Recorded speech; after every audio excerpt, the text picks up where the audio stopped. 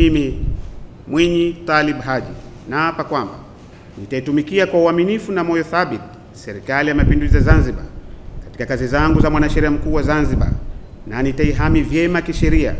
Serikali ya Mapinduzi ya Zanzibar kwa mujibu wa Katiba ya Zanzibar na Katiba ya Jamhuri ya Muungano wa Tanzania bila kushawishiwa, hofu, upendeleo au chuki, na kuomba Mwenyezi Mungu unisaidie. Mimi Mwinyi Talib Haji naapa kwamba katika utekelezaji wa kazi zangu za mwanasheria mkuu wa Zanzibar, kwa vyovyote vile sitatoa siri ambazo nitazijua katika kazi zangu, isipokuwa katika kutimiza wajibu wa kazi hizo au kwa idhini ya Rais wa Zanzibar na mwenyekiti wa Baraza la Mapinduzi, na kuomba Mwenyezi Mungu unisaidie.